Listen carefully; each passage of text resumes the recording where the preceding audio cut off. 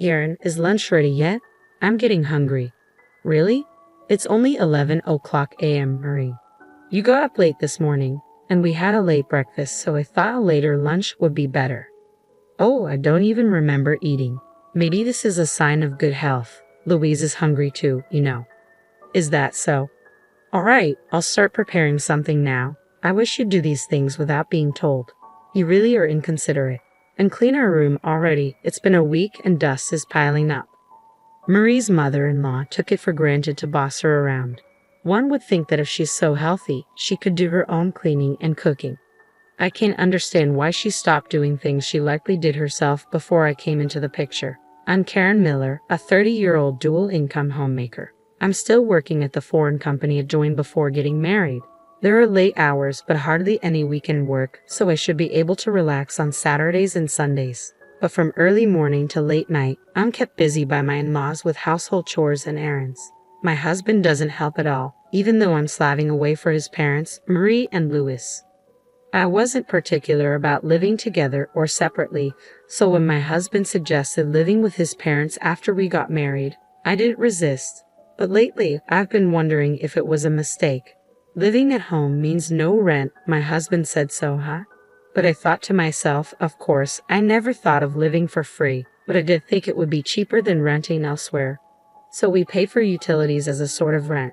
We split the food expenses with the in-laws, but since Louis and Marie, who are retired and at home all day, eat a lot for their age, it feels like we're paying more. Still, it's cheaper than renting an apartment, and since I was continuing to work after marriage, having the in-laws around seemed reassuring. I thought it would be easier if we share the housework. When I work late, my husband has already finished dinner with his parents. It's easier than coming home late and having to cook, but there's never anything left for me. We both work, so I thought it was only fair that whoever can do the housework does it. Before we got married, my husband said the same thing. He said housework is a piece of cake, leave it to me. So I thought he must have been doing various chores up until now. But it turns out since getting married, he hasn't done a thing. Laundry, cleaning, tidying up. Marie had been doing it all. He would even make instant food for himself. So even if I'm working late and my husband comes home early, there's no way he'll prepare dinner. I should be grateful Marie's there. Otherwise, I have to cook when I get back. But it's disheartening that my husband doesn't say a word, even when my portion isn't prepared. He never lifts a finger to clean up. The dirty dishes remain on the table, and the pots and utensils are left in the kitchen. I end up cleaning up after meals I didn't even eat. Coming home tired from work and then dealing with this is quite exhausting. My husband, having skipped dinner preparation, acts as if he's had it easy, which just adds to my frustration. In this house, everyone thinks it's natural for the daughter-in-law to do the cleaning and laundry. The in-laws don't even clean their own room. On my days off, chores pile up as if they had been saving them just for me. Sometimes I wonder if they're deliberately creating tasks for me. Louis is 68 and Marie is 65, but they're incredibly energetic and talkative.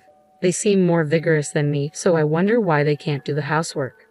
Well, it's good that they are healthy. It would be much harder if they needed care, that's true. But listen, if it ever gets too much, come back home. You always have a place to return to here. Don't feel like you have to endure everything. If you want to escape, you don't have to suffer in silence, Mom. But you're also going through a lot, aren't you? Please don't overdo it either. Having Mom to listen to my complaints helps me keep going. But right now, I have another worry. My father, Sam, is ill and in the hospital. His condition doesn't seem to be improving. My parents are a close couple, and Mom visits him almost daily. I try to visit as much as I can, but between work and chores at my in-laws, it's hard. When I finally manage to visit, Dad looks so happy, which reassures me. But each time I see him, he looks thinner, and it pains me. Mom must be feeling the same way. Mom, are you resting enough? You look pale. I'm fine, dear. Just make sure to take care of yourself. I know. Mom smiles, but she really looks pale and lacking energy. I'm worried it must be fatigue from caring for my father. Despite knowing about my father's hospitalization, my husband doesn't visit, and my in-laws act as if it's not their concern, continuing to give me tasks. I'm not just a submissive daughter-in-law. I push back sometimes, especially with Louis, who often asks for annoying favors. Karen, can you massage my back? I'm tired too, so that's not possible. Why don't you buy a massage machine or ask Marie or Austin? It's a daughter-in-law's job. I don't think so. Louis is fit enough to play golf and go to jazz bars, so he doesn't need that kind of help. Karen, I'm going to take a shower. Can you wash my back? No. Asked Marie. It's not fun having an old lady do it. What sort of fun is he talking about? Since Lou retired a year after we got married, it's been like this.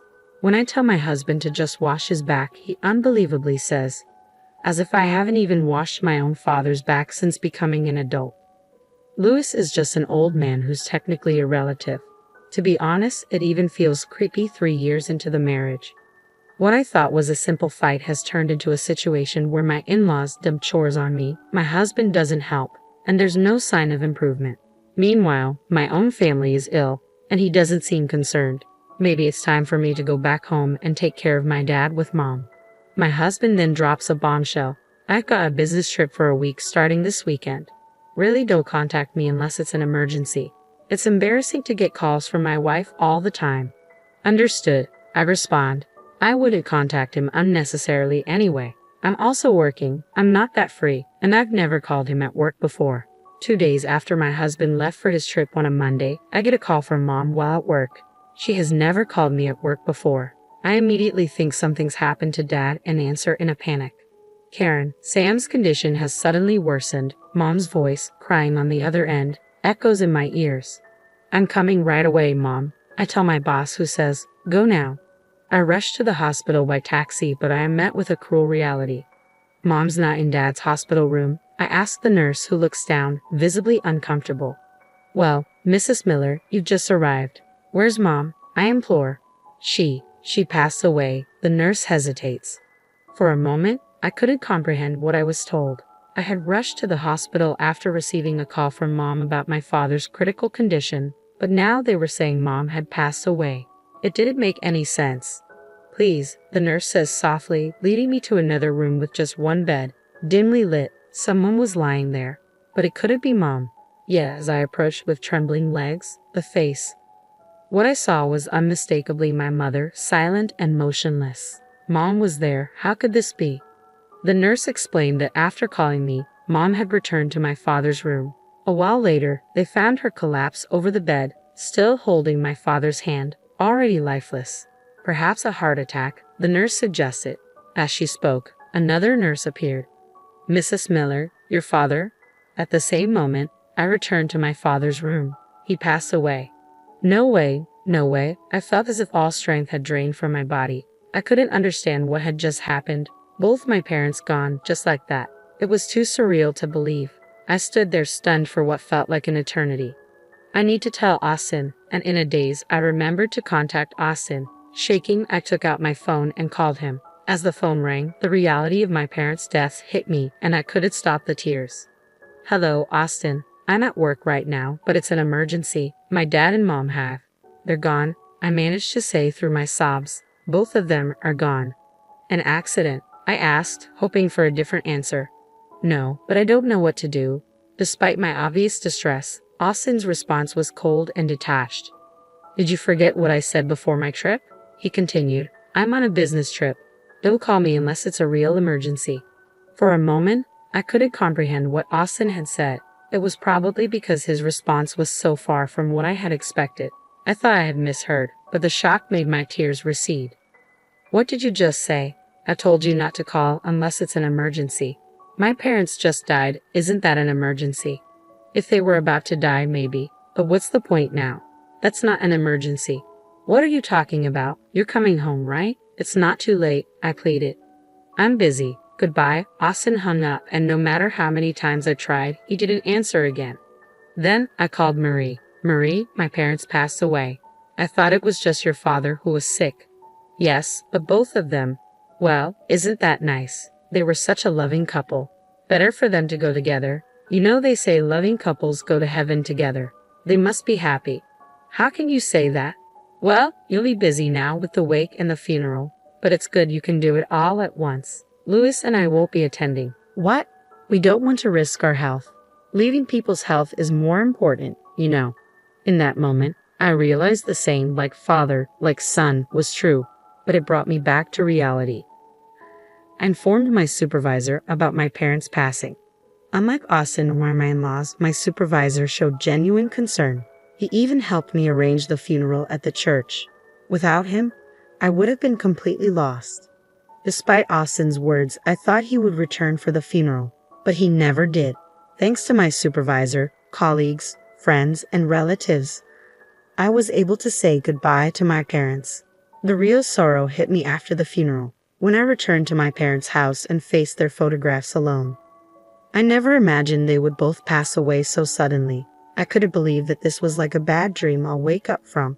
I talked to their photos. This can't be true, Dad, Mom. It's not fair to leave me alone like this. I held their pictures and cried like a child. After crying, I realized the harsh reality. Austin, who didn't bother to show up, and in-laws who didn't even attend the funeral. I had no family left to support me. Anger towards Austin began to build up. How could a husband not rush to his wife's side at such a time, saying such things during work? That's not normal. I was prepared for what was to come. 5 days after the funeral, 3 days later than planned, Austin returned, acting as if nothing had happened. I couldn't understand how he could be so indifferent. So, your parents' funeral is over, huh? Of course. What do you think? Well, I extended my trip by 3 days to avoid the funeral hustle. Must have been fun for you. It's work, not fun. But you're lucky now. No need to worry about your parents' old age. Any insurance money coming in? Austin's face had a smile that seemed almost inhuman. I wondered if he was an alien, unable to understand human feelings or words. Are you serious? Yeah. How much of that money do I get? What? What are you talking about? Of course, the wife's money belongs to her.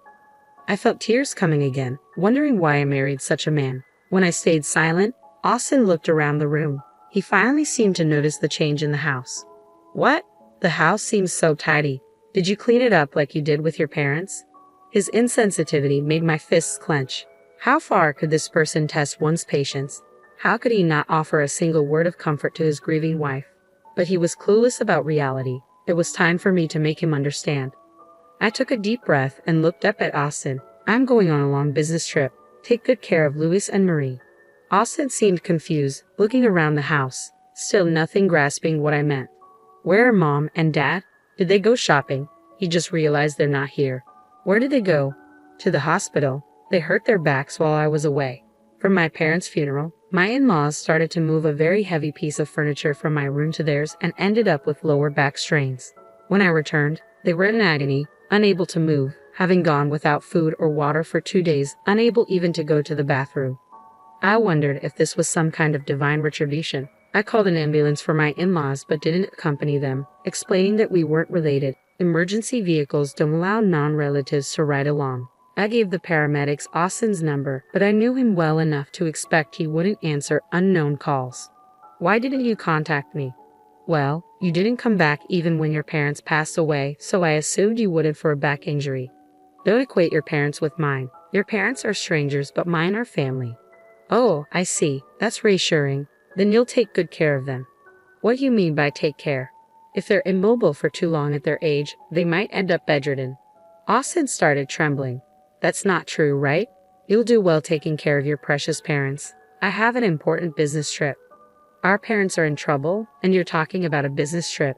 Are you even my wife? I glared at Austin. Which mouth is he speaking with? How dare he, who ignored his own in-laws, say that to me? But I learned from you that business trips are more important than family emergencies. That's different. I never imagined my own parents in such a situation, especially during an important business trip. If I had been treated well by my in-laws, I might have felt obligated to care for them.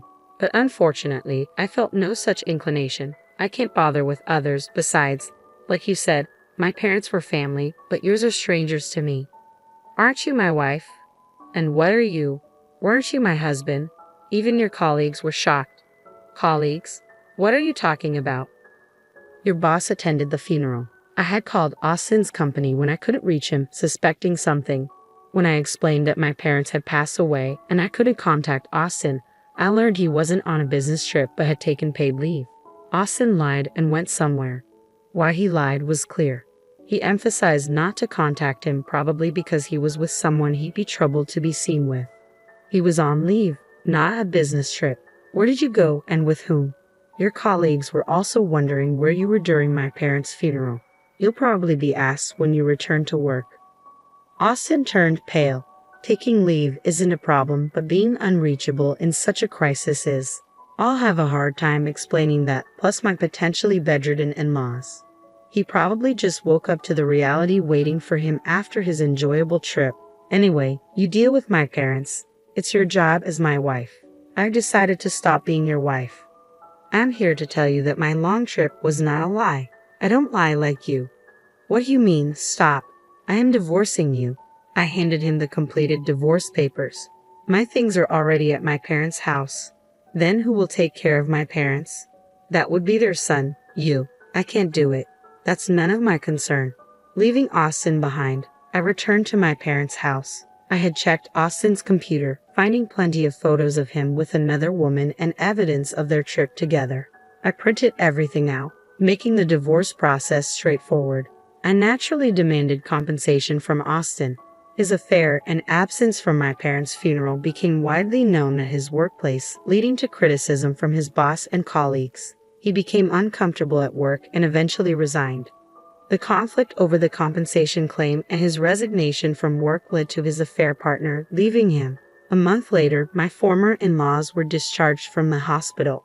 They're now homebound, living mostly in bed due to their refusal to undergo any rehabilitation. They seem financially stable with their pension and savings, but Austin, unable to find a new job, is only working part-time jobs to barely contribute to the living expenses and care for his parents. He's stuck at home, constantly arguing with them.